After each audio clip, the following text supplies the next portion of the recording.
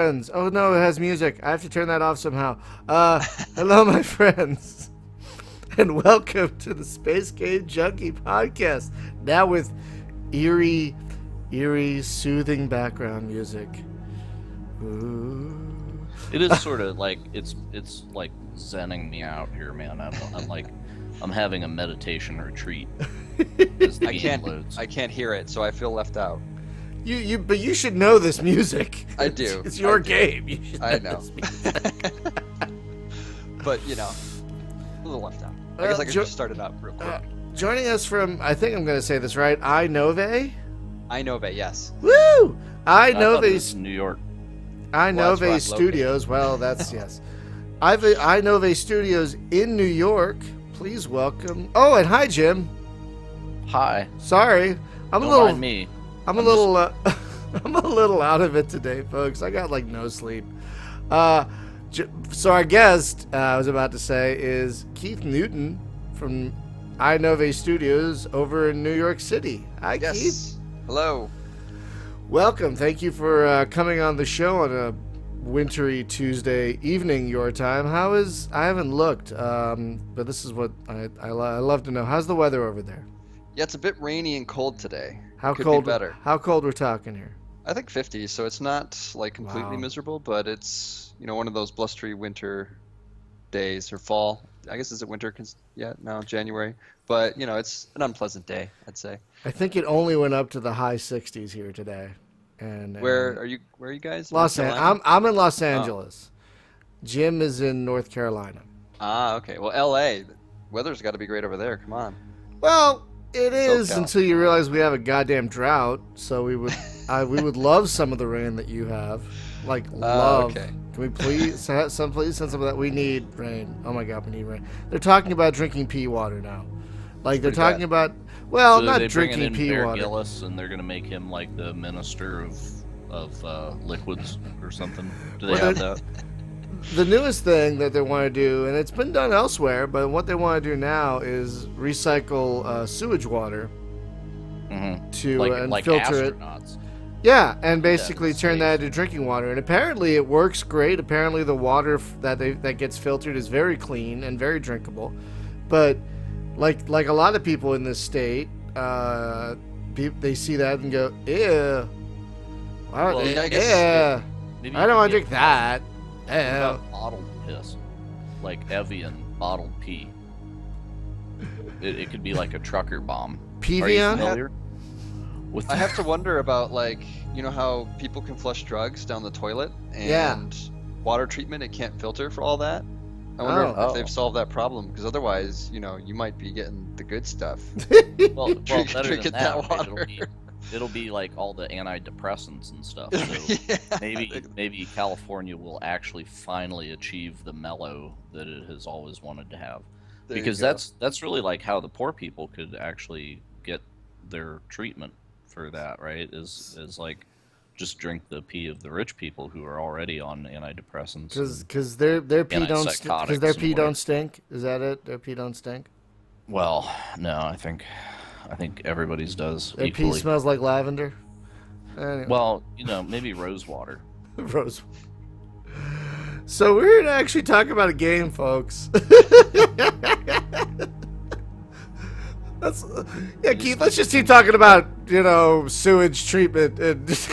Oh no, much rather talk about the game, which I think is awesome. I want to might talk be about. Of course you do. I'm pretty I sure. want to talk. pretty I sure want the to game's talk about butt hurt. I want to talk about the level of butt hurt that is going on in the Star Citizen Facebook, No. where they're No. yelling. No, it's about this game where they're like the one guy is like, well, this game's just like ripping off Star Citizen, and it's like This game has ripping been in the off works. Elite. Well, a That's what I version told of him. I this was game like, has this been has in the been works. in the works since 2003. 10 years, Like, 11 years. 2004 actually. All right, Yeah. let's hit that. Oh, I'm in the game. That's great. How do I turn off Yeah. the sound in this thing? I have never tried to turn it off. I actually couldn't tell you. Okay, I'm gonna have to. It's do. beautiful. I like to listen. Sound, yeah, the sound is so good. Why I'm would gonna you have ever? to. I'm gonna have to use the mixer. Are you um, like some kind of barbarian? Yes. Our sound is made in house by our composer Panu Altio, and I think he did a Artisanally fantastic crafted job. sounds. Yes, artisanally crafted sounds all of the sound effects and all of the music he did, and I think it's all pretty fantastic. We've had quite a few people actually inquiring about it. And he did it only with organic instruments. There it is. I'm not turning it down all the way because I want to hear something from it, but I'm turning it down most of the way, so it doesn't get in the way of the stream. You know, it doesn't. We're not trying It's all to, good. because you guys can't hear it, so I can't tell if you're talking over it or not. So we're here to talk about Infinity Battlescape, but this is not how this game got started. This started as something else. I can't remember the name of it. Yeah, It was originally like on the Commodore 64, wasn't it? And No. No. Well, it started as a one-man hobby project. My business partner, Flavian Brebian, he started it he had this idea. It was inspired by the Elite games. He's a huge fan of them. And he wanted to create this seamless procedural universe. And so he started a hobby project around that, trying to figure out how to build a technology that would allow him to do that.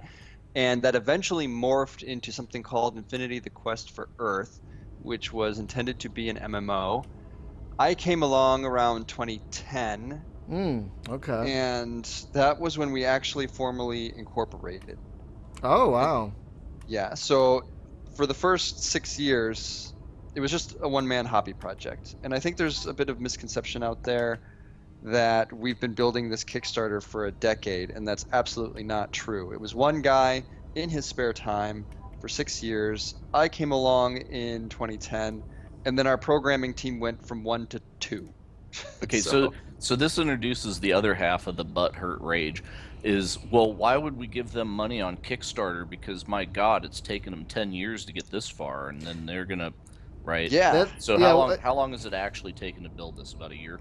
We've been working on the Kickstarter campaign for about 2.5 years. We've been Wow. working on the prototype for about 4 or 5 months.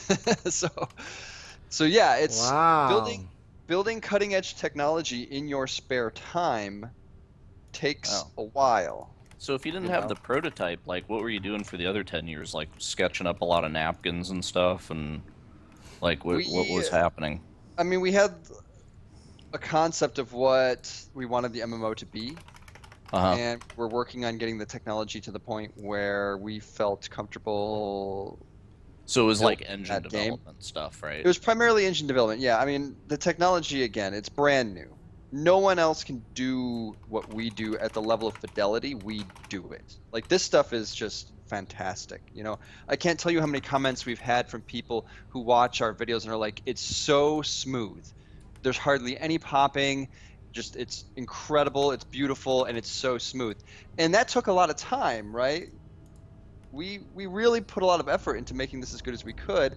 And at the same time, you know, Flavian had his heart set on building this MMO. We had, you know, a number of conversations about that and decided that we needed to reduce scope. You know, the technology, given that it was just 2 people working in their spare time, the technology was a heavy lift to get it fully production ready. I was also trying to raise the funds that we needed through private equity and various other means for about 2 years. And that was taking a lot of my time as well. So it was like 2 programmers, but in reality it was kind of like a programmer and a half, right? Because my time was being split between doing fundraising, which just takes a tremendous amount of time, writing up business plans, emailing people, and trying not to get depressed as like venture capitalists tell you no, because you've got like, I mean, you know, That's the hard part. Most is of them actually say holding no. back the tears. it is, yeah. And I mean, if you go and you on Google, just Google like pitching VCs, and you'll see like one of the first things is you have to be able to deal with the no's, because you're just going to get no after no after no, and you're looking for that one yes, basically, you know, like that synergy where they really get what you're doing. And we came close a number of times to raising investment, which actually I would argue makes it even more difficult. You know, like when we were in talks for a month with one venture capital firm, and you know, they finally came back and said, you know, guys, we're sorry, we just think this is too risky.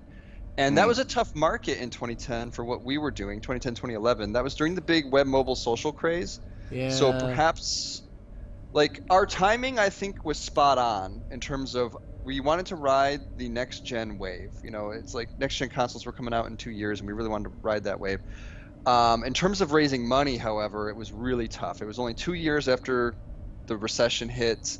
Web mobile social was the craze. You know, they would ask, "Are you guys doing web mobile social?" And I was like, "Well, no." And they were like, "Okay, goodbye." And so that was tough. But, we did end up doing a licensing deal with a company that, unfortunately, their publisher went out of business, and they shortly followed thereafter. And we came, pretty darn close to raising investment a number of times. And at the end of the day, it wasn't what was cool at that time in terms of web mobile social. And just investors, I think, didn't quite fully understand what we were doing. So Roberts and Braben came along and fluffed the market. They did. Now you guys are good, right? And I mean fluffed in the worst possible way. Oh. Well, that's the funny thing, right? Like when Chris came around and launched Star Citizen, I was like, this is exactly what I was pitching to the private equity guys in many regards, right? I shouldn't say exactly, but many aspects of what he ended up doing was what I was pitching. And, he came along and raised ultimately over 90 million. And so that kind of sucked to watch, knowing that we've been working on it for a long time. And then, he stepped in and kind of won, really. But, did he? He had really? So, it's pretty hard to argue with. Well, the difference is that you guys actually have a playable game.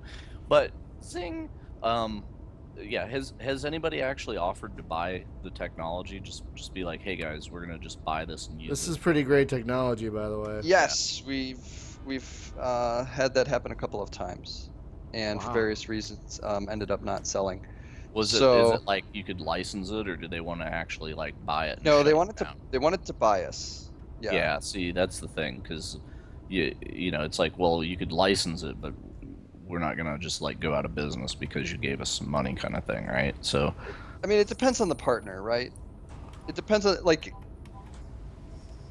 receiving investment, selling your company. In many regards, it's kind of like getting married, and nobody wins if that doesn't go well. You know what I'm saying? Right. And so let me tell you, don't stick your dick in crazy. Right? That's the rule. Oh, Jesus. And that applies in business as well.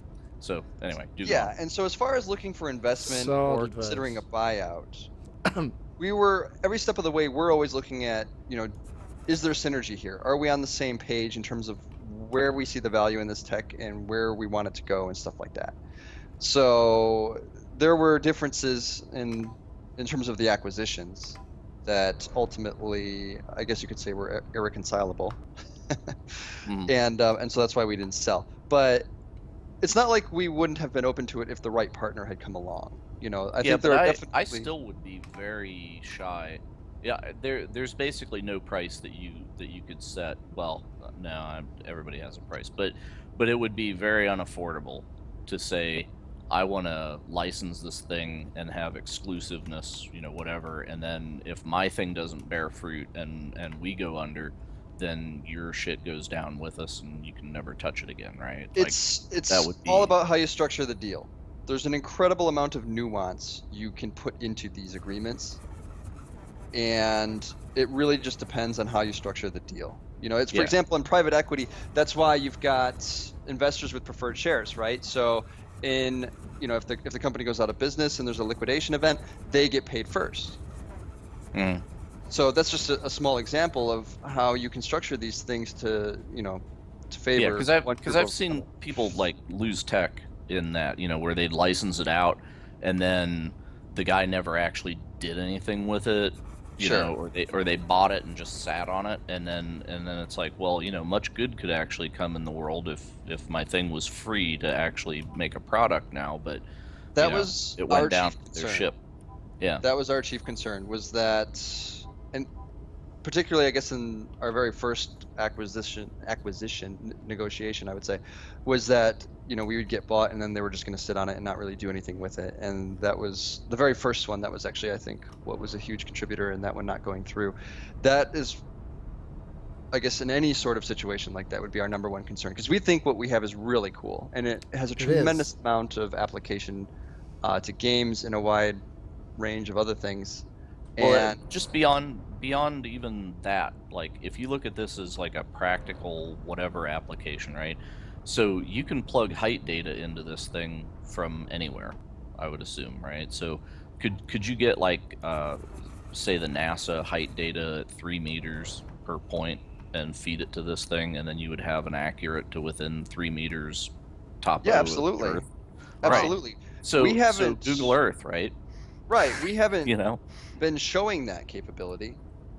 Yeah, but because the I know engine where you can can absolutely get the do 3 it. meter topo, like right now. So Yeah, it can absolutely do it. It's just that wasn't our focus. We've been focusing on building an entertainment product, but the technology, which we appreciate, by the way. Yeah, you're most welcome. mission But the technology, maintained, so. Yeah, but the technology is organized in such a way that we could integrate GIS information and build a simulator or mapping software, any number of other things, and we could do it obviously at very high visual fidelity. Right. I mean, gaming is the like crema de la crema. So if you can nail that, then doing these other applications, mapping, business type stuff, other types of visualizations, that's easy. That's not the hard problem. That stuff's easy. So yeah, remind me when we're done here. I want to actually give you contact info for a friend of mine who he made the mapping software that like Delta Airlines uses in the cockpit. Cool. How they all carry iPads around. Yeah, but I'll hook you up with him and maybe. Cool. We got a question from the chat room. What's up? Why does the ship shake when you're already within the atmosphere and not when you're first entering the atmosphere? Because it's excited. The ship shakes based on the atmospheric density and your speed. So different atmospheres have different densities and different speeds at different altitudes, which basically, that affects density. So depending on how fast you're going, that will affect the shake. Oh. Yeah. But nice. I guess to get back to our story a bit. So yeah, Chris raised $90 million, did I think an absolutely brilliant job in pitching his vision for Star Citizen. I think it's a great game. I mean, most of i-novae Studios we've pitched, or pledged, I should say. We've all pledged Star Citizen ourselves. Yeah. So it's a game that we're all eagerly awaiting, and I think you're so much nicer to Chris now that he mentioned your Kickstarter. Because you were so mean to him last week. When was I mean to him? When was I mean? What? Yeah, now you're putting words in my mouth. See, that's the thing I love about space game developers. They understand we got to help each other out. Yeah. I think I mean, that was super nice. So did you? It was. Based on, like, did you see a ski jump kind of thing happen in the graph over there at the Kickstarter? Yeah, we did. Because I saw a lot of people say, "Man, I would give those guys money, but I already spent all my money on ships and." We did have a lot of that, yeah. A lot of Star Citizen. Oh God, really? Saying, yeah, they said exactly that. Well, maybe you guys could accept Star Citizen ships as funding. It's like, oh, hey, listen, you gotta they do sell well at a profit. Yeah. I may add. I think Chris has a beautiful vision for Star Citizen, and we're all hoping that comes together, and it's a game that we're all looking forward to playing. And your comment on, I guess, space game developers all being jovial with each other, I think in many regards we all want the same thing, right? Like, we all want that amazing game where you can really explore the cosmos. Like, we really share that, I think, in many regards. We're approaching it differently. We're all approaching it differently. We're building different games, but in many regards there's a lot of overlap, And I think that's why. I think that's why many of the developers, I guess, are helping each other out. And there's a bit of a camaraderie there. Well, that's the thing, is like, it's not like you're competing, right? Because there's not a lot of competition, I would say. Did you enjoy that, Brian? Did you feel it? Yeah.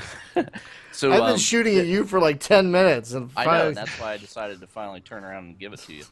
So, but yeah, so it's the thing of, like, you guys all basically have the same audience, which is our audience. Thanks, guys. The thing is, this money, this audience has a lot more money now than they did 10, 15, 20 years ago. I know, because they all grew up and got high-paying jobs, and now they're... Yeah. So, but we all still have, like, the same dream game, right? Or similar dream games, anyway. Well, I mean, it's the thing of, like, it's not an exclusive market, right? And that's some bullshit that I see that goes on in some of these forums, where it's like, it's like the old, well, Atari's cooler than Commodore, right? And we have to Yeah, fight about it. And it's like, hey, you know what?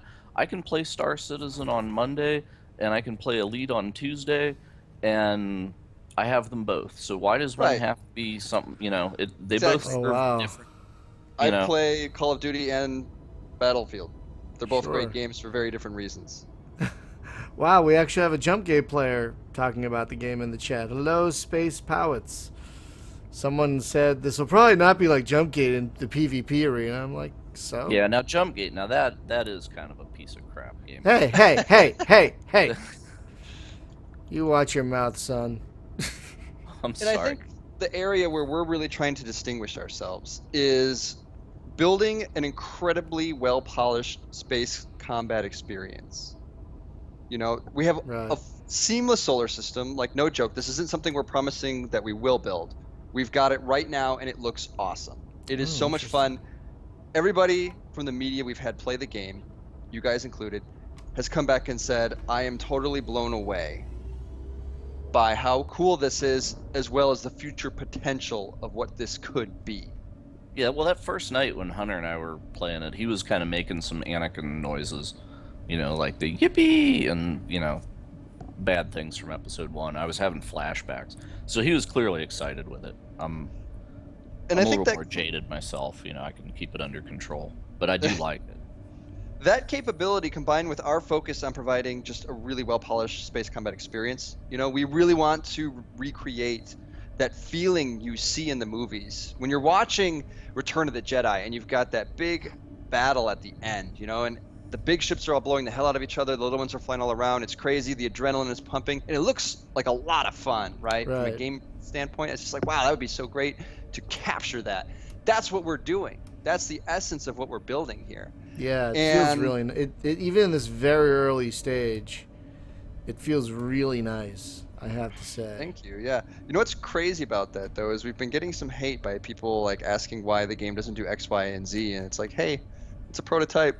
Like, we're Yeah, it's raising the like- money right now. It's in our like a Kickstarter pre-alpha process. prototype, you guys. Why Right. don't you calm down?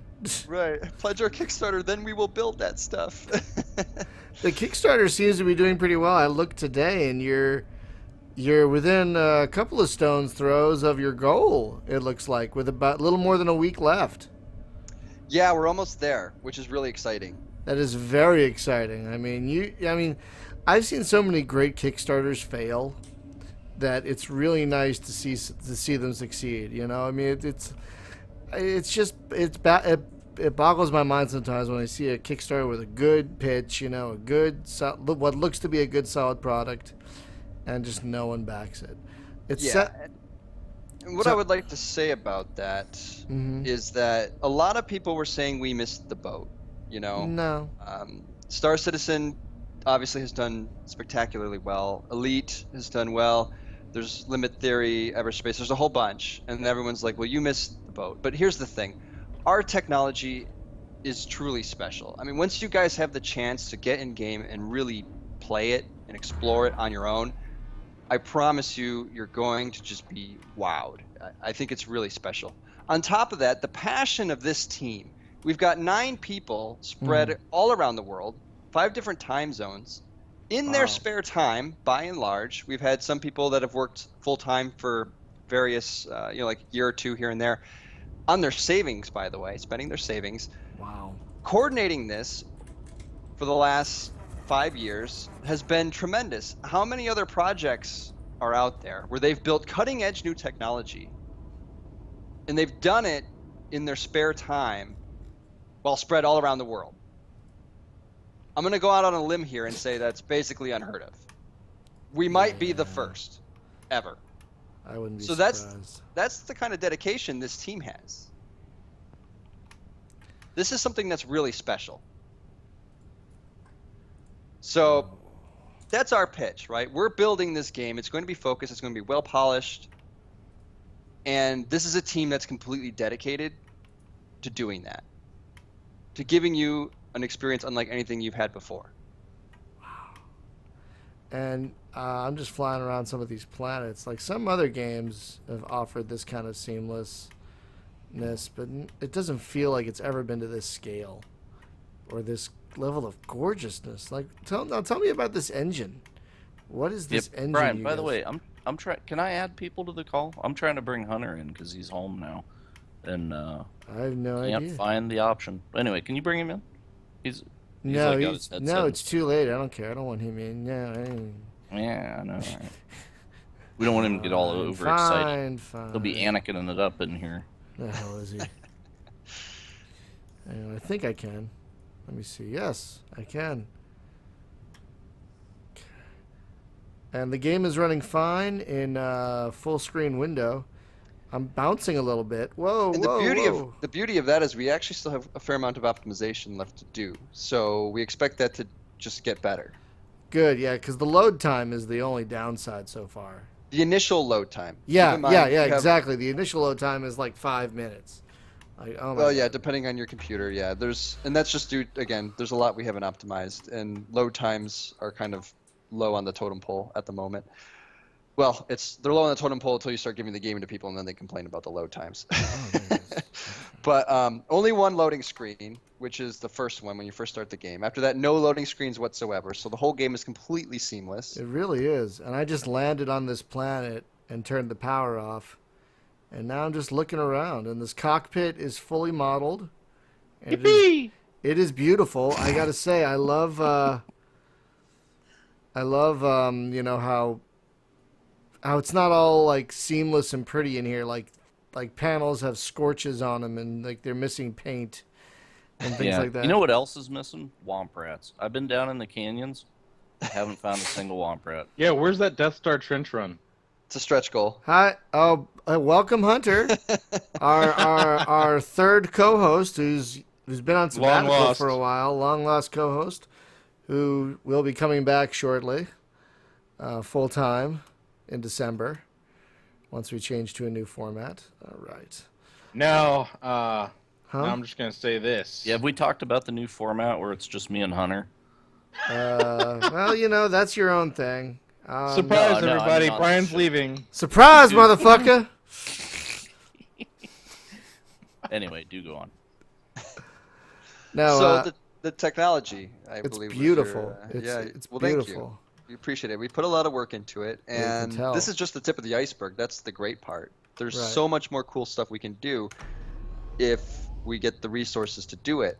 And that's really what this Kickstarter is all about. Obviously, raising this $300,000 that will let us build a game, Infinity Battlescape, space combat, seamless space combat game, single, true to scale solar system. We hope to release additional solar systems perhaps after the game ships, resource permitting type deal. But the technology really enables a very unique experience. So, are And- you aiming for a like a red versus blue kind of thing? There's 2 teams, and you got multiple 3 teams. solar systems. Oh, 3 teams. Okay. There's 3 teams, yeah. Oh, The multiple solar system thing, that's not planned for Battlescape. Or just Modding multiple is planets or whatever. there will be multiple planets. Yeah, it's true to scale solar system. We're aiming for a solar system that's about the same size as our current one, roughly. We feel like that's a good target just because obviously people are familiar with our solar system, and we want to use that kind of as a baseline. It won't be our solar system, but it'll be somewhat similar in terms of the Right. quantity of planets and moons and stuff like that. And we want to hit a couple key points that we just think are cool. There'll be like Earth-like planets. There'll be gas giants. Well, there currently is a gas giant and Earth-like planet. We've already got a volcanic moon in there.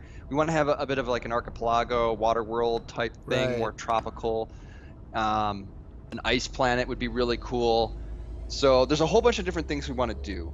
And where it starts getting really interesting is when we start basing the various properties of the planets off of actual like geological information, atmospheric composition, stuff like that. We want to create an experience where when you fly down to a planet, it's a reasonable approximation of what that planet would actually look like in real life. Right. Now, And I think- now, when you say a Waterworld planet, will Kevin Costner be there? I don't believe he Drinking will. his I own don't pee, believe- I don't like we were believe- talking about earlier. don't believe he will, It If he always wanted goes back to be, that. we'd be more than happy to have him, but I don't think he's going to be there. But yeah, a wide range of worlds, and each one's kind of their own unique experience, particularly the ones with atmosphere, as we're actually going to have an atmospheric flight model that takes aerodynamics and whatnot into account.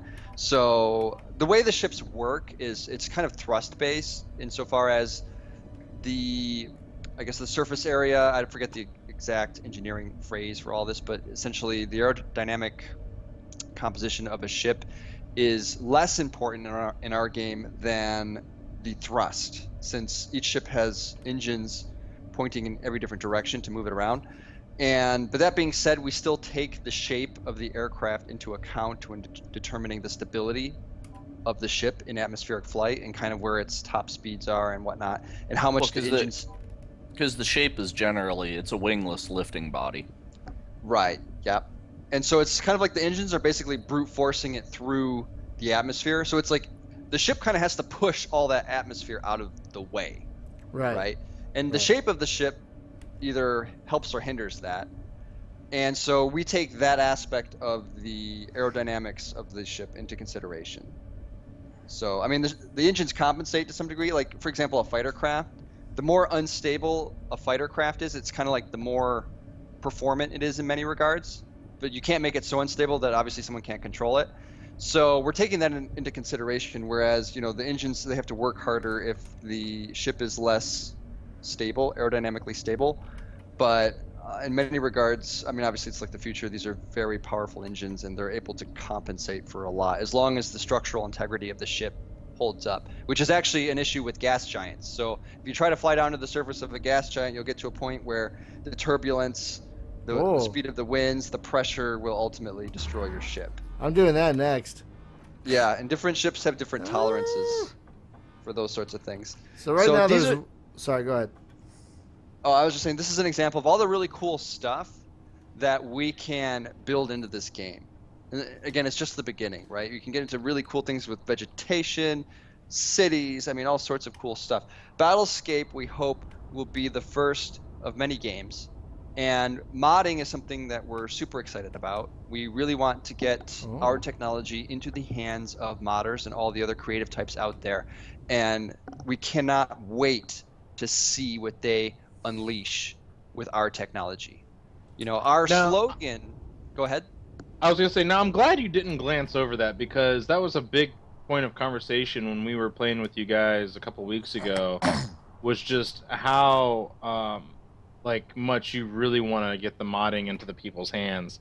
And I think as a development group, that is fantastic that you do that you have such a passion for what you've built that you want to see what others can do with it. And I'm applauding you. That's all I'm going to say. Well, thank you. Yeah, I really appreciate that. And that's... Yeah, because rather than lock it down and just be like our way or the highway. No, I mean, I think we've put all this time into creating something special. It would be a travesty if we didn't find cool ways to share it with people, right? Right. Mm-hmm. And people have a lot of really great ideas. The community can develop, look at Skyrim, right? Bethesda can do so much, and then the community can do 100 times that. Total. And they've embraced it, thank God. So, I'm down with it. I found flowers. An old school Half-Life fan. It was one of my favorite games when I was a teenager. Played Counter-Strike to death, Day of Defeat, all that. That was all modding. Modding created so many other great experiences that I was able to have through Half-Life. And when you think about how we got started, again, we were essentially, this whole thing started as a hobby project. We want to give that opportunity to other people. Go find that friend on the internet. Here's our really cool tech, and go create something awesome. Sky's the limit. The only limit is your imagination. And that's true with our tech. You can build worlds of just incredible size, entire galaxies. Well, actually, no, there's also light speed. That's kind of a limit. No, you can surpass that in our tech. Oh, yeah, no, Hunter did it. I did it the last time I was in. So this particular project is going to be one solar system? Like the game portion is going to be one solar system. Infinity Battlescape is a match-based game, and the match takes place in a single solar system. And all we're currently promising for our $300,000 Kickstarter minimum is a single solar system. And we hope to release additional solar systems after the game ships, along with other content as well. Wow. Right, and so how does the gameplay actually work? Because if I recall correctly, it's some kind of territorial-based conquest mode, I think, if I remember reading right. Yeah, Conquest, I mean, so there's many points of the gameplay that are kind of in discussion. And Oh, actually, that's okay. what our developer access tier is all about, which is $250 on our Kickstarter page. We get you the game within 3 months. So the prototype you see everyone playing right now, you will have that in your hands within 3 months. And that's for people who really want to be a part of the game development itself. Yeah, for We have, $250, I would be glad to help you with the. Oh wait, no, I pay you. Yeah, that's how it usually works, Jim. Oh, okay. I thought they were gonna pay Ba-dum-bum. me. Yeah, no, that's no, what they need the money for, is to afford me to backseat drive. that's right. And yeah, But that gets you front seat access to working with us to build this game. And so we have like the outline of like this is what we want to build, but the nitty-gritty details, the balancing and all that other stuff, that's stuff that's really going to be determined by playtesting. We want it to be an Oh, organic okay. process.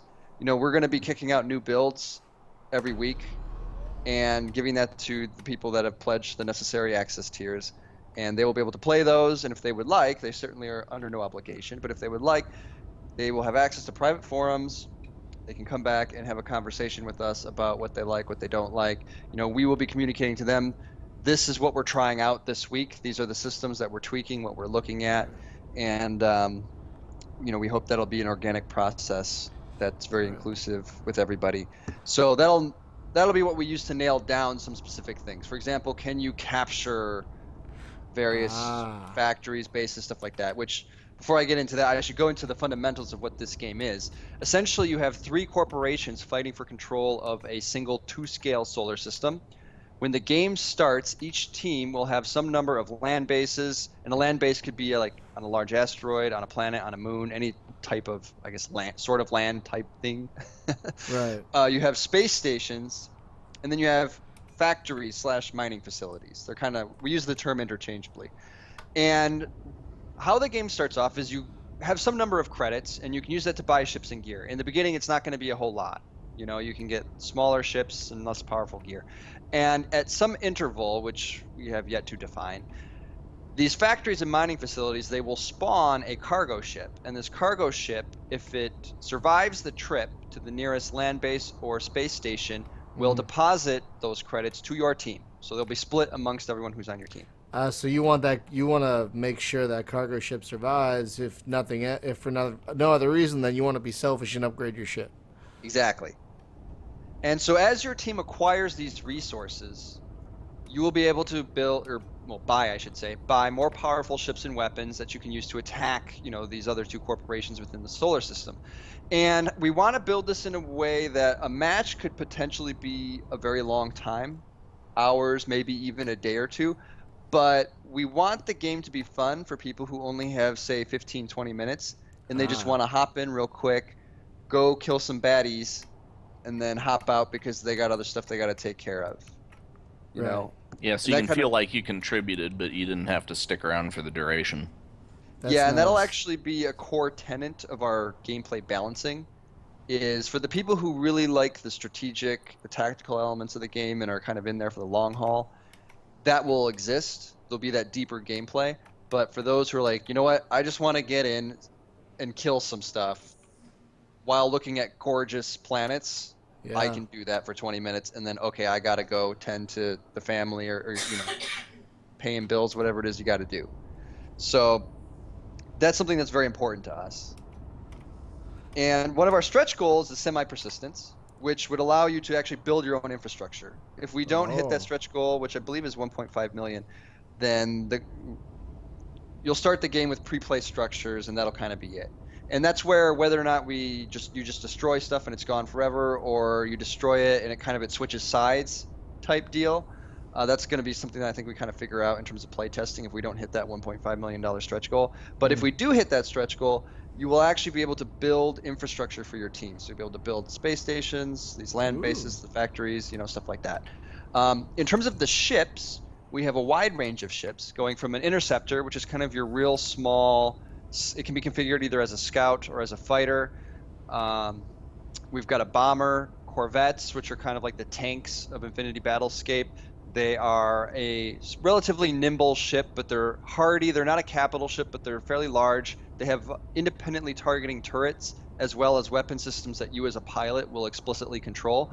Whereas the capital ships, which start with destroyers, which are primarily meant to protect carriers and cruisers from bombers, those will be purely filled with auto-targeting turrets. And you can control those turrets insofar as you can assign rules to them. You can select like a group of them, assign some rules, say focus fire on this particular ship, or maybe focus fire only on fighters, or only capital starships on the starboard side, or however you want to organize that. And so with capital ships, they're a bit more of a tactical ship. Again, the destroyer is the first capital ship. It's there primarily for defense for the carrier and the cruiser, which are the other two capital ships. A carrier is a mobile spawn point, and we want to build a resource system into Battlescape. So non-energy weapons will be finite. They'll have finite amounts of ammunition, and the way that you quickly navigate this solar system will be using what we call a jump drive, and this will have jump fuel. So when you first get into your brand new ship, you'll kind of be able to jump around as quickly as you want, go wherever you go, and shoot stuff. But the more that you do that, you're going to start running the risk of running out of resources. You'll need to rearm, possibly repair, and refuel. So that's where the carrier comes in particular. Not only can it launch smaller ships as a mobile spawn point, but it can actually rearm, refuel, and repair existing ships. So it has limited offensive capability. Insofar as you're not going to just take it and go shoot stuff. Maybe you'll take it and go ram into something, I guess. What is it that we're flying right now? You're flying a Hellion Corvette. Okay. / Millennium Falcon. Right. We have had a number of people make that connotation. Yeah. It's very different than a Millennium Falcon. A bit smaller, I think, actually. But and then you have cruisers. And a cruiser, the Hellion's on the smaller side of a Corvette, if I remember correctly. But the fighters are going to be way smaller than this, right? This is like the station wagon, and the other fighters basically a little compact car. Yeah, the interceptor, which is actually different than a fighter. A fighter is actually a cross between an interceptor and a bomber. And to make kind of real world connotations to that, a fighter, or an interceptor rather, is like an air-to-air aircraft in today's militaries, or a scout. You can kind of reconfigure it to do either one. A fighter, which is a stretch goal, so this may not, depending on how much money we raise, it may not actually be in the game. A fighter is more like an F-18 or an F-16, where it's got both kind of air-to-air and air-to-ground capabilities. It can do some damage against more hardened defenses. And you have a bomber, which like a B-2, B-52 type thing, and that thing can do some serious damage, particularly in groups. You get a whole squadron together, and you can start doing some very serious damage against the larger ships, the capital ships, and the ground emplacements, because these bases will have ground defense. And the ground defense will be a varying capability, but they can hit potentially capital ships in orbit around a planet. And by virtue of and that's where actually cruisers come into play. Cruisers are like this heavy combat ship, packing serious offensive weaponry. And so a cruiser will just roll up and melt any other capital ship or any sort of, ground-based defensive systems. So they can do orbital bombardment and, really bring down a rain of fire. But they're susceptible to bombers.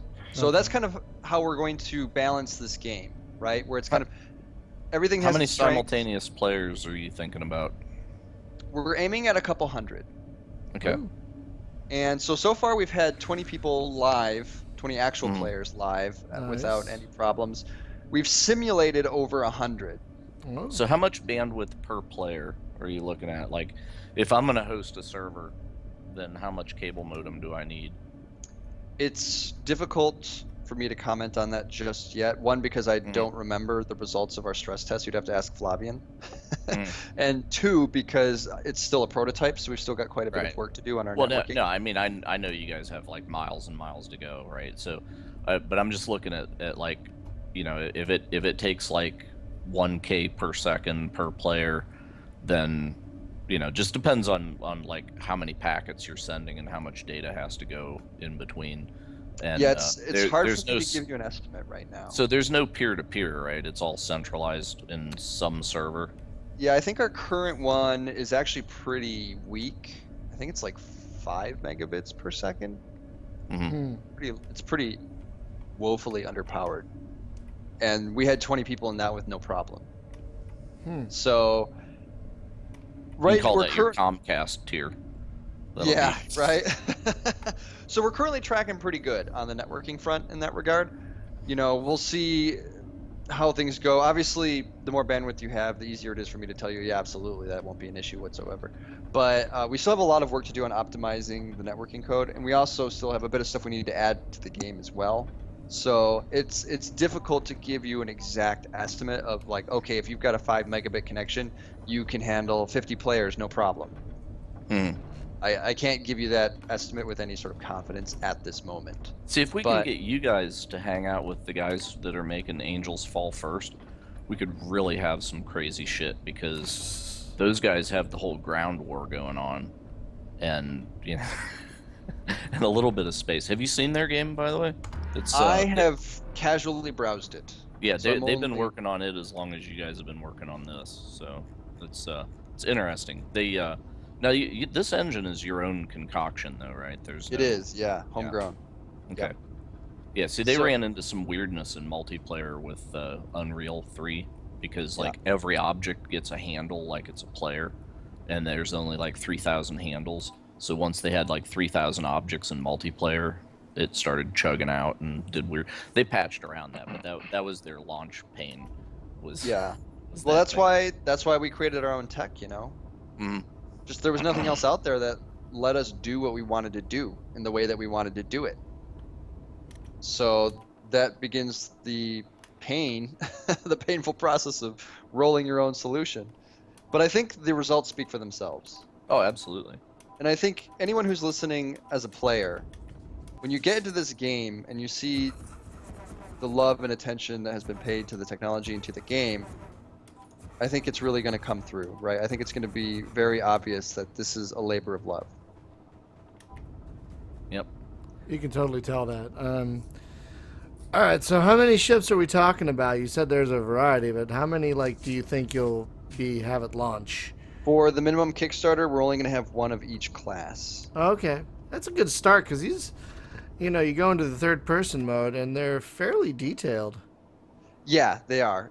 So all the smaller ships, we call them small to medium, which is Interceptor up to a Corvette. They will all have first-person cockpits. Oh. So a good cockpit is non-trivial. You know. By the way, Brian, since you're gonna have to reload, let me take you on a bit of a tour because you've been kind of bopping around between the planets.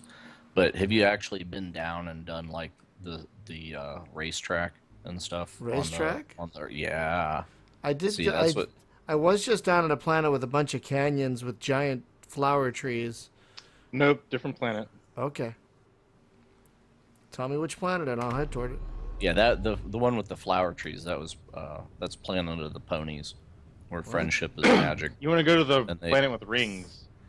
Yeah. You mean the one you start at? Yep. Okay. Yeah, Well, you and technically start outside of it, but Well, yeah, I know. Yeah. but- So, and also in space there, right? So the place that you start from, that dock that you take off, if you look immediately below you, there's actually like a big docking scaffold yeah. kind of thing. Yeah, sure. And there's a big capital ship that docks there. And then you can follow that capital ship over, and it makes the rounds to at least one of the other big asteroids, if not more. And then there's like some little tender ships that fly around and stuff too. Really? There's I a lot haven't of that stuff to I haven't see. seen any of that. Yeah, there's a lot of subtle things in the prototype that are showing off kind of the elements of the game that we want to build. And so there's all these NPC cargo ships that are actually, they're flying between various mining facilities and space stations and land bases, dropping off the contents. I think I see one. Yeah, because we want to put that in the game. So there's a fair amount of nuance for a prototype. Yeah, and the engine is just gorgeous. And folks, I don't have the most up-to-date computer. I'm running an i7 920 with a GTX 770 and 12 gigs of RAM. Not top of the line. and this is pretty much running like silk right now. And You think it looks good on his machine? I've got. No, I'm just kidding. I am running it on a potato at 30 frames a second. Yep. Running on tomatoes. That's what's going on over I'm running it on my penis. Whoa. Ow. Well, It hurts a lot, but it's worth it. anyway. But we still have a lot of optimization work left to do as well. So I mean, this is just the tip of the iceberg, right? Yeah, totally. Thank God it's the iceberg and not the other thing. 'Cause... Whoa. But anyway, yeah. So I'm coming over to where you are, there, iceberg.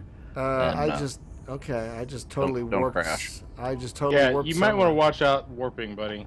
Whee! Where the hell did you go? I don't know.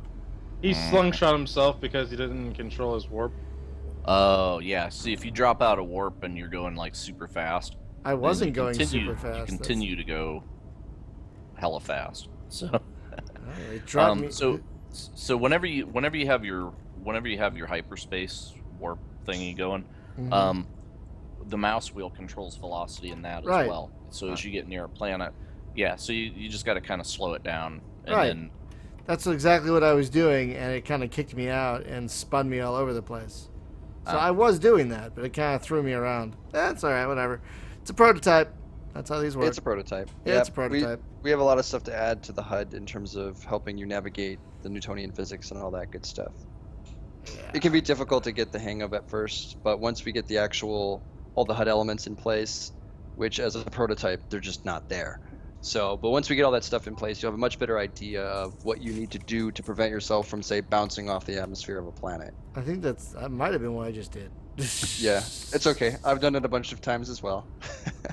So what are these? What's a cargo ship name? Is like Riluz Omega? Would that be a cargo ship or? The type of the ship is the Oneris, actually. Okay, I don't know that. Yeah. I think I just. I don't saw think it Jim- has. I don't think the specific cargo ships have names at the moment. Oh, okay. But the big one is the Oneris. I forget the name of the little one. Oh, there's actually. a sky crane over there. I wonder what that looks like. That is a Yeah, 30-kilometer space station. You can actually see it from the surface of the nearby desert planet. I'm going there. Shit. Well, I was gonna say, Brian, if I have to actually get my speed back together, but if you look down like where Hunter's at on the planet below you here, I don't know where Hunter's at. Where's Hunter at? well, look down at the planet I'm looking because at we're the on the right planet. side of it, and you see You're all not those looking at the right hexagons. Do you see I- all those hexagons that are very Yeah. closely grouped together? That is Yeah. the racetrack. So if you Oh. go down there, Okay. those indicate where the rings are. Okay, I'm heading down there. Oh yeah, that's our example of a mod, basically. Oh, so we really? have a little, we've got a little canyon racetrack down there. Oh, all right. I'm heading down there. Are you acid burn, Hunter? No. Oh, I don't know who that is then. Yes, that is me. Oh, why would you lie to me like that? There's also a little city down here by the racetrack. Yep. Yeah, that's an example of a mining facility, factory type thing. And that's what spawns the cargo ships that drop off the cargo that gets turned into credits, which is how you buy bigger and better ships and gear. Oh, I see. As long as they don't get killed. Yeah, Which you know, they can't right now in the prototype. Whoa. In the I've kind of prototype, been they're in a- indestructible. I've kind of been in a resurgence of playing the ancient freelancer game with the mods and stuff that people put on it, and to have a game like that with this engine would be just absolutely stunning. So Yeah. I mean, and not to the point where it's like the whole giant multi-solar system thing, but just the planets that are Sure. spread out. Oh, You know, wow. because there it's just kind of like there are places you can mine resources. There are stations to drop it off at. Different stations have different things. You know, Yeah, in but Infinity then, Battlescape. Sorry?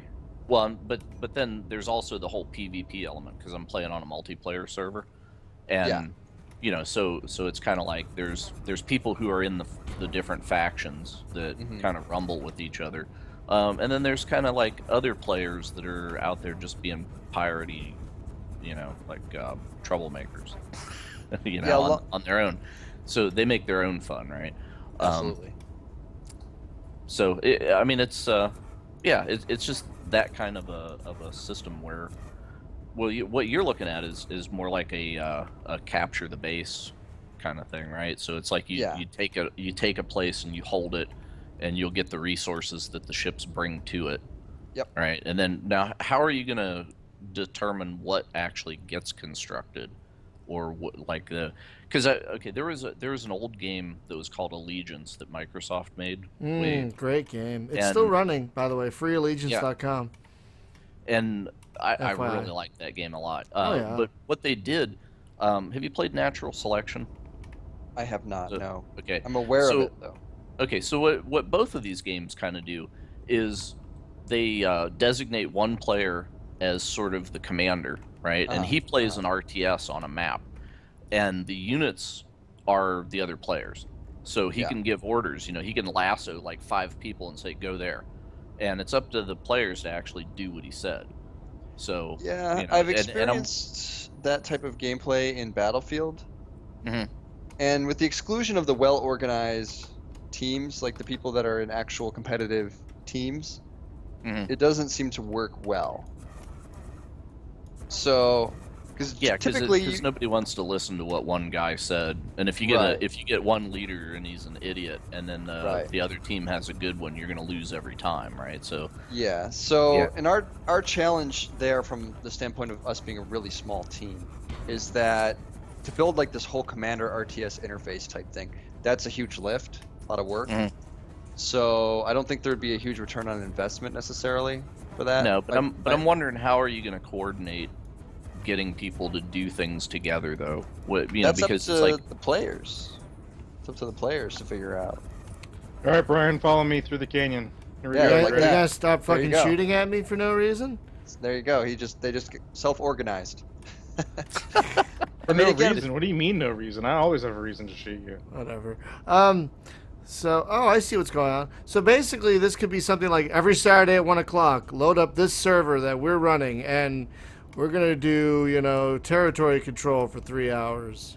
Come on, everybody. Well, or if the server's running, it's just like jump in, be on your normal team, and do your thing. Exactly. Because, it might like reset every day at midnight or whatever. So We have no plans to reset it until a match ends. Uh-huh. So it'll keep going till somebody wins. Oh. Okay. Yeah. I'm supposed to fly through something? See, the only problem I guess you have with that is like off hours, if you're keeping score or something, because then it'd be like, okay, well, like 4 o'clock in the morning, me and my 3 buddies are gonna log in when there's nobody else. Well, and for we're just gonna end it, for the competitive teams, that is something that is an aspect of competitive team play, right? If you look at Eve. By the way, Brian, whenever you're trying to make these turns down here, use Q and E to roll the ship, and then just push up. So fly it like you're flying Elite. Don't try to. Yeah. If you look at Eve, I was in a corporation in Eve that was part of the Stain Alliance back in the day, and so I was involved in all those big, alliance battles and all that good stuff.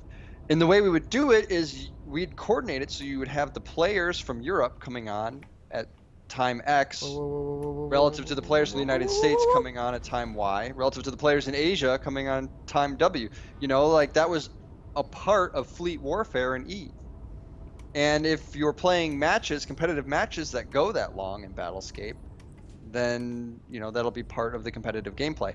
As far as casual gameplay, it's more than likely, as if one team is weighted heavily to one country and those players start coming off, then probably another team is going to win the game. At which point the match restarts, and then you start over. But that's Steven again. Yeah, that's casual play, right? Like that's the whole point of, you can just hop in real quick, have 20 minutes of fun, and hop out. Well, and the goal is, if I understand correctly, is to actually have people able to host their own servers and do what they want, right? It's not like we're dependent on you for matchmaking. No, we have 2 types of servers. One is a verified server. It's what we call a verified server. So this will actually plug into our matchmaking infrastructure, similar to what you see on console. You can use a server browser, or you can do the console way of just, hey, stick me in a game, right? Right. Huh. And the reason that it's verified is, one, because of the matchmaking potential, and two, because that will allow for collection of official statistics. So we will say, okay, we have blessed this server. We will collect the statistics it gives us and say these are correct, and that will be aggregated into your player stats. Players can optionally host their own servers, Oh. and their own servers, if they want to, they can keep their own stats, but it won't be fed into our official stat tracking. And for your own servers, you'll have to essentially advertise it yourself, right? Like for someone to join your server, they will have to have a URL or an IP address that they connect to get to it. So Okay. we don't provide any infrastructure. So you play official or, on your own, basically. Correct. Yeah. Perhaps we will add a server browser for non-verified servers. We haven't decided. That might be resources pending. Well, yeah, because then you're going to have the verified servers are going to be like, okay, here's the vanilla game, and then all the other stuff is going to be mods. Well, actually, you can host a verified server with mods. Oh. They have to be verified mods. So essentially, what we want to do is have sort of like an app store for mods. Yeah. So that way, there's some amount of like quality assurance going on with mods. Here's the Star Wars server. Yeah. Right. So we probably would not be able to approve that mod. Certain licensed properties. Right, mod. but I mean, there's nothing to prevent someone from spinning up their own server and installing a Star Wars mod. That's why there's the verified and the unverified. So, and that's also for developers. Like if you're a modder and you want to test your own mod, well, you gotta bring up an unverified server. Yeah. So for the verified servers, we guarantee that here's the server, here's the list of mods that it's running, and if you want, you can optionally go through and download and install all those mods and join that server. Obviously, if a server's modded, it won't feed into our official stat tracking anymore, even if it's verified. But you will be able to host a verified server with mods, and that will play nice with our whole, here's the list of mods you can install, and those can be cosmetic, they can be total conversions, anything in between. Or here's, just the vanilla game for those who prefer it. So we want to give a lot of flexibility around that. Right. And we want to make it easy, right? We want to make it easy for the modders. We want to make it easy for the players. Oh my God, those transports look like the transports from TIE Fighter. Oh my God, they really do. I think no matter what we do, you're going to tell us everything we do looks like Star Wars. Well, Star Wars is hugely unpopular, so Oh yeah. Those are kind of looking transports, though. I loved X-Wing and TIE Fighter. Those were great games. Hey, you know what you could get the license for, because nobody cares, is Space 1999. You could totally make these like Eagles. I don't even know what that is. Yeah. Wow. Shame on you. All right, this show's over.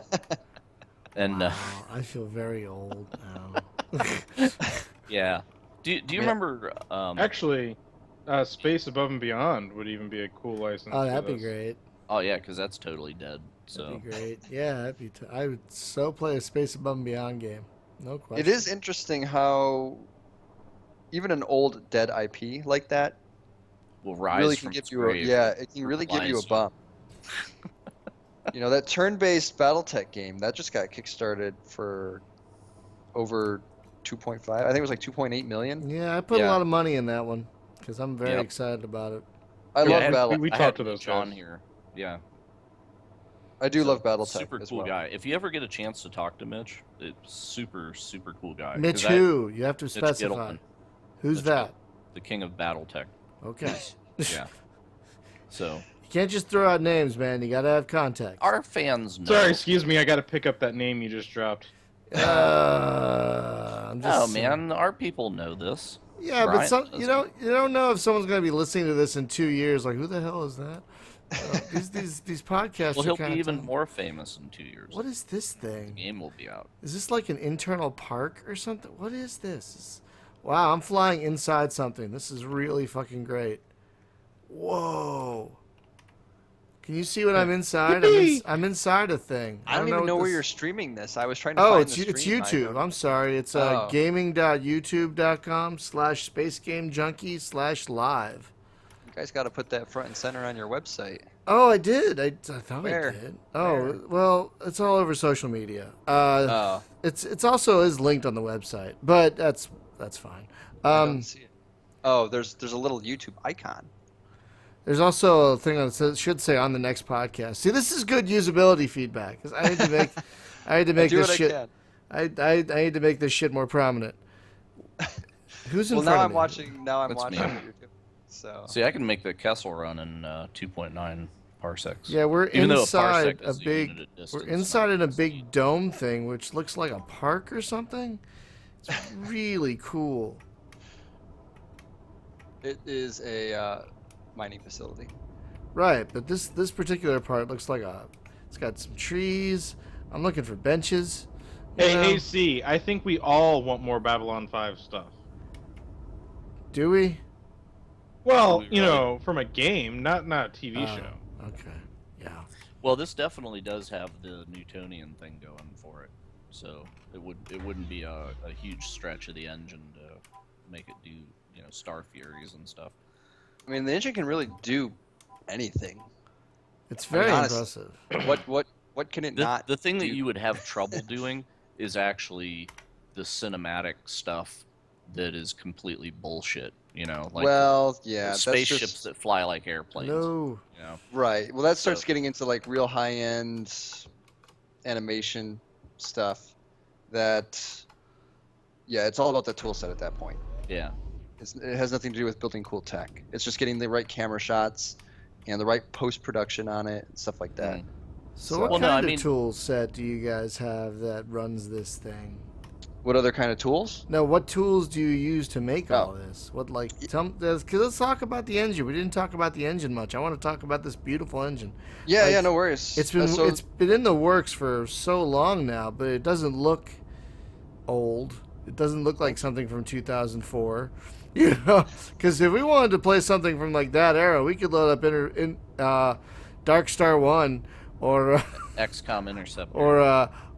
no, that's even earlier than that. Or Independence War 2 maybe, and if we want something from that era. But this looks very modern. So tell us about the engine this miraculous, beautiful thing is using. Yeah, so started as a hobby project by Flavian Brebian, so it's Right. homegrown. Oh We wow! started commercializing it in 2010. At that point, it was him and I working on it. We added our third programmer about a year and a half ago, Kimo Kotaharvi, and so it's all homegrown. We wrote all our own tools for it. We have the engine. Our artists use a number of professional art packages the same way all artists do. You got Yeah. Photoshop and stuff like that. Various 3D packages for producing the meshes like Blender and 3D Studio and all that good stuff. But they produce that content. It gets imported into the engine through our editor, which again is homegrown, and then we put it all together. So in a nutshell, that's how it works, which isn't too radical, relative to how most other game engines work. If you're using Unity or UE4, it's pretty similar workflow, and that was absolutely intentional. We don't want people who are new to our technology to be looking at it like, how on earth do I do anything with this? The planets themselves at the moment, we don't have a nice, simple, easy-to-use planet editor for those. We're kind of, doing Voodoo Black Magic to generate those at the moment. But once the Kickstarter is finished, getting a nice, sexy editor for that will be pretty high priority. And so I we import totally animations. support Voodoo in space games, by the way. What's that? I support Voodoo in space games. Voodoo died years ago with the Voodoo. Space Was Voodoo. it the 3 card? The Voodoo 3 No, card? not that Voodoo. Oh. I mean It's the space Voodoo. Juju Voodoo. Oh. Like chicken feet. You should and play stuff. that game called Bad Mojo. It's actually quite good. It's not a space game Bad at all. It's a fun ARPG thing. It's a All good right. time. It's like I'll a look it up. cockroach simulator, isn't it? Oh yeah. No, that's bad. That's another game. It's got a cockroach on the. No, okay, then what's the fucking thing? Oh shit. It literally says Bad Don't hit Mojo, escape. the Roach game. I hit escape. Oh crap! I did not mean to hit escape, but I hit World has escape. Sorry, yeah, folks. Yep. If you hit That's a escape, feature. It's game over. Yep. Oh, it's Full Mojo Rampage. I had my Oh, names that. mixed Oh, up. I love that game. That's a It's great little twin game. stick shooter. Super awesome. Twin stick, Yes. twin stick Diablo-y, roguelike-y, shooter thing. So good. Oh, Yeah. okay. So Hey, good. Have you messed with the don't hit escape, but the F2 key? Is Too your late. external views. I've been doing that throughout the stream. Oh, okay. So I don't watch your streams. So I know you don't watch my stream. I don't watch I your don't even stream. listen to this crappy I shit. don't Oh, are even- you streaming this right now? Where's that at? Oh my god. I do need to get that work done. I need to make. I don't know how I'm gonna do it. La, but la, I got- la, la, la, la, la, la. Oh. Are you trolling Saruman again? Hey, yeah. But So, so okay, so let's say the bringing it back to Kickstarter. the tech. Let's, sorry. let's say the Kickstarter is successful, which let's hope Yeah. it is, and it's so far it's looking like it will be. Thank you. Knock on IKEA wood, On wood. Yeah. Too early to count the chickens just yet. right? But I am knocking on wood.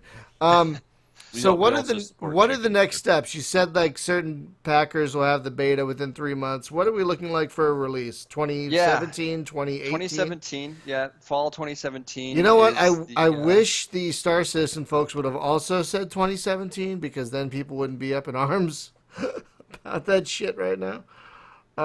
But see, yeah, you guys know, already game have development. Game development's tough. I you know, but you guys already have this game, a lot of it there. You just need to add a game to it. We you do, know? and that's what took us so long. You know, Right. to be fair, we've been working on it a while, and we So knew. at what stretch goal do we get like planetary landings? Uh, I mean, technically, you can land on a planet right now, right? I know, right? That's Oh, I see what you're saying. Someone's bitter about See what Elite. you did there. I Someone's, see what you $1 did billion. there. See what I walked right into it. someone's bitter about Elite. no, I'm not bitter But- about Elite, and that's next week, bro. I mean, obviously, one of our core differentiators is that we've got the tech right now. You know, we can do it right now. That's a big part of what makes us special. And it's not a Right. promise. It's not something that we will do. We can do it right here, right now, and it rocks. So It where we go does. from It does. here is, as you mentioned, the moment the Kickstarter ends successfully, our primary focus will be getting the prototype into the hands of our developer access backers. And we think that'll take up to 3 months, and that's because, one, the holidays are basically right around the corner, and everyone's going to kind of have family stuff to deal with. The other thing is we need to polish it up a bit before we get it ready for mass release. To play the prototype, you'll have to actually log into it through our i-novae account system. And this is essentially a way of ensuring that only the people that pledged developer access can play the game. But you'll log in. We have to build some stuff for bug reporting, for crash dump reporting, collection, I guess if you want to say. Get the private forum set up for them. And I think that about summarizes it. See, I really like that it sounds like you have such a solid plan already in place for all yeah, this I mean, stuff. we're approaching this methodically. You know, it's okay. What do we got to do first? Good. Well, first, obviously, the people who paid for it, they want to play the game, so that's number one priority. We need to get them the game, like ASAP. And what do we need to do that? Well, you know, again, we got the account authentication stuff. We've got the bug reporting, crash dumps. I mean, obviously, people have such a wide range of hardware. For some people, there's probably going to be some issues, right? It's a Sure. prototype. Someone's going to have problems with the game crashing.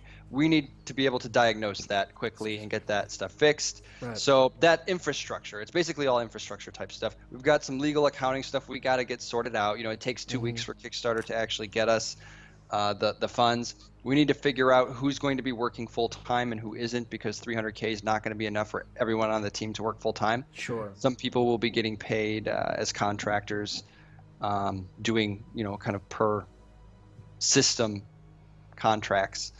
And so we got to get all that figured out. We need to nail down. Oh, ow, ow, ow. We need Sorry, to nail. Jim's shooting at me. No, it's all good. That's So random. hit the F10 key is a magical debug weird thing. Be careful with that. What does that do? It turns on like a whole bunch of geometry debug stuff. Okay. It might risk crashing your box, actually, so be careful with You mean that. the whole You're computer or streaming. just the Yeah. game? Oh wow. Well, I don't know. I mean, it puts a hell of a load on the box. Let's say so. Just careful with it. It was more for Hunter to play with than you, because I don't want to kill the stream. But wow, my stuff's all flickering. Ship's on fire. Ship's on fire. Bad things. What did you I do? assume I'm on fire. I have a lot of blinking lights and stuff. I don't know. Hunter shot the shit out of me because he's a mean person. I don't even have like drives anymore. You might have to hit the power button again. Remember the first time you shot me? Oh yeah, power's on. Woo! Somehow you Just shot. before you hit the ground. Yep. You're about to hit. You're about to hit. Well, I ain't. Bounce. I can't recover. Oh! So we had some interesting questions in the chatter. Like in this particular solar system, the planets seem. Someone wondered the planets seem fairly close together. Yeah, they are actually. We put them Okay. closer together. Yep. Now, that makes sense. You know. Yeah, we did it purely for cosmetic reasons. Right. No, that makes So sense. in the full game, it'll actually be true distance. Wow. True So distance. will you Stuff. will you have the players only being aggressors, or can the players actually do resourcing as well? Like if I wanted to go out there, grab a mining ship, like I could maybe as a player mine faster than the NPCs would do it, but that takes me out of combat to do it, kind of thing. There will not be any mining in Infinity Battlescape, unfortunately. We Okay. know there's a bunch of players that do want that capability. We think that's a great opportunity for modders, but we will not be building a mining role into the game. It'll be primarily combat oriented or combat support. Oh. So, you That's know, fair. we would like to still build that MMO someday. Mm-hmm. And Well, I don't that's even mean as an MMO. I'm talking in Well, let's talk about that. that MMO. Let's talk about that MMO because that's how this got started, and that's what I would love to play. So if this does well, this is a stepping stone toward that, I'm assuming. It is. Infinity Battlescape will be representative of the combat component of what we want to build someday as an MMO. Right, and this will be representative of one solar system within that larger MMO. I'm Correct. guessing. Yes. So the Dream Game is an MMO. We still want to build that game. That will have the full mining, combat, trading, you know, all those really fun, deep, complex gaming systems that everyone wants so bad. Yeah. It will have all of that, but we need to get the resources to build that game. And unfortunately, you know, MMOs, they're the most expensive games you can make, even if you're doing it with an iterative kind of ground up approach. Well, you know, the thing though is, if you just had not an MMO where everybody's together, right? But even if it's just like, okay, well, you know, like the combat game, 200 people a server, right? And then I can just put a server up that's more like the RPG server, right? Instead of just the plain combat. And even if you still kept it in one solar system, if it's a solar system that's at full scale, the same as ours, the solar system is really freaking big. It is, And there's yeah. a lot of Huge. places. It's like, true. You know, There's and that's the thing, asteroids and Oort clouds and all sorts of crap. There's all sorts of crap. It's the thing that, like, you know, well, like, here's Earth. All right, well, there's Moscow and there's New York. Oh, what about the rest of, you know? So it's kind of like there's so much space in space. Yep. See what I did there? That you could really do a whole damn MMO just in the solar system. Never have any faster than light travel, and it would be completely unique because nobody's done that. Well, everything has to be about jumping between stars and crap. And it's like there are a couple of games that focus on one solar system, like Terminus. Remember Terminus? Yes. Yeah, that was one Nexus. solar system. Nexus, yes, very good. There's another. That's actually specifically what I'm in mind of is like Nexus, right? Because it was just like, hey, here's the solar system. It's freaking huge. Yeah, exactly. We don't need to leave it in order to like fly and have a whole separate thing somewhere, right? Yeah, like, solar system. It's difficult to truly comprehend how big just the solar system is until you really get into our game.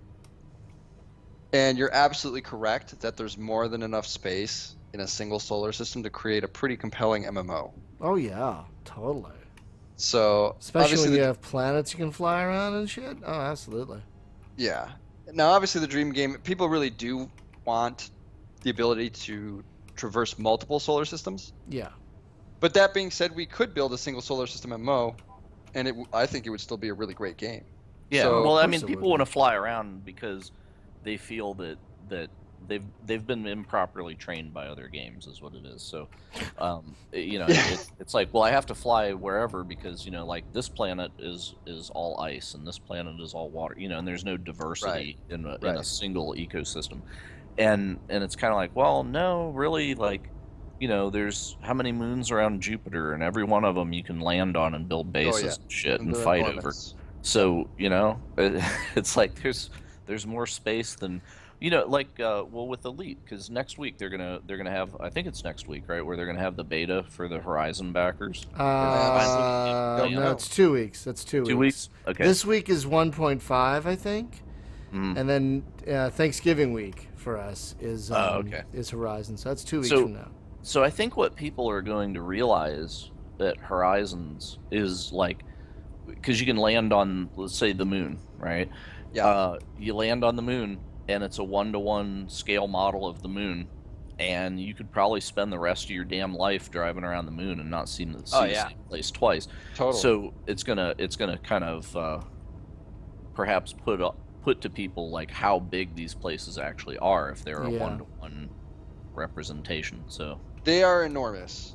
It's difficult to appreciate. Like, we've had people watch our video and they just think all these planets are part of the background. Because that's what they're used to. A lot of space games, that's what they do. Like Rebel, like I love Rebel Galaxy, but yeah, there's a planet in there. Whoa, holy shit! Yeah, Whoa. it's what people are used to. So they just assume that, oh, that must be a background. Well, no, actually, that's an actual planet. And when you fly down there and take a look at it, these things are enormous, you know? I mean, we're dealing with planets here that are much bigger than Earth. And Earth is pretty darn big. It takes me 5 hours to fly from New York to LA. That's a good trip, you know? Yeah, exactly. And the crazier thing in our game is you're actually going like 5, 10, 50 kilometers per second. per second, and it's still massive. And it still Well- takes a long time. That's how Well, that- big space is. well, here's the thing, right? So radio travels at what? It's not light speed, right? It's like under, but it's pretty damn fast anyway. So if I send a radio speed transmission from Mars, it still takes what, like 20 minutes to get to Earth? Yeah, something like that. So that means if I'm going to fly from Mars to Earth and I'm flying as fast as radio waves do in my ship, it's still going to take me 20 minutes to get there. So that's not a trivial, like, oh, I'm going to just fly over to Earth and blink and I'm there. Oh, yeah. So, you And know, this is- so you're going to this have a is- definite time investment in going places. It's And that's why, in terms of the final game, we have to have like faster than light travel, because people aren't going to hang around long Mm. enough to realistically fly between things. right, because even at light speed, it's minutes. At To light get- speed, I mean, solar systems are measured in light years. Yeah, Mhm. exactly. So I don't, you don't want to be. Well, I mean, it's light years in between, but even if you have a top speed of light speed in our solar system, you're Oh, yeah, still it's gonna still- have like hours to fly to Pluto. Right, So- yeah, it's crazy. It's totally crazy. So the distances here, and when you actually get into the game and really begin exploring these planets and their features, Mm-hmm. you're just totally blown away by how big they are. The scale is just breathtaking. That's what she No. said. Yes. To try and to try and really comprehend how big a planet is, let alone a solar system, is just I think it's just so cool, right? It's really incredible. It's wonderful. It's why we play these games in the first place, to Yeah, and it's like come you have an close to opportunity. experience that. Yeah. You have an opportunity here to actually impress upon people how big that distance is, because so many games actually purposefully understate it for convenience. Yeah. And it's kind of like, if you actually enforce that size at a 1-to-1 scale and you let people know, it's like, no, you're going light speed, you'll be there in about a half hour, Right, right. and then it kind of clicks like, oh damn, it's really big. and there's a lot of nothing, right? But, Right. Yep. It's crazy. It's crazy. Well, it sounds like we need to wrap up, which is, fine. It's late. It's 3 hours ahead where you are. I get it. Yeah. Sorry. But the thing is, this game is, even just flying around, you guys, this could be like Noctis with no actual game, just exploring and flying around. And that would be great. If that's all this was, I could play this for hours. Seriously. Yeah, thank you so much. It's been a real pleasure to be here with you guys. I really appreciate you guys doing the interview and the live stream. And to everyone who's watching and listening, infinitybattlescape.com. Please come check out the game. Back us if you'd like. We're super excited to get this game done and in your hands as soon as we can. We're building something very special here. And for all of you who have already supported us, thank you so much. We absolutely could not have done it without you. And yeah, and we appreciate you taking the time out of your busy evening, 3 hours ahead. It's like almost 10 o'clock where you are. Especially in the middle of a Kickstarter campaign, because those are like exhausting. I know. Yeah, they are. Mothers, don't let your children grow up to launch Kickstarters. It's pretty brutal. Well, I want to thank you, Keith, for taking the time to talk to us. It's been a lot of fun. Folks, again, infinitybattlescape.com, is that right? infinitybattlescape.com, yes. You could also go to Kickstarter and search for Infinity Battlescape. As we do this, we're 9 days left as we record this? 9 days, yep. And we want to get them over the hump and hitting some stretch goals. So please check it out. Thank you for watching and listening, and we will see you next week. I forget what we're doing next week, but we're doing something. So we'll see you next week, guys. And if you can tune in on Thursday, Jim and I are going to try and do a game of Star Wars Rebellion. Try. Hopefully we can get it running and actually play some of it. So we'll see you then. Thanks, everyone. Have a good night. Thank you.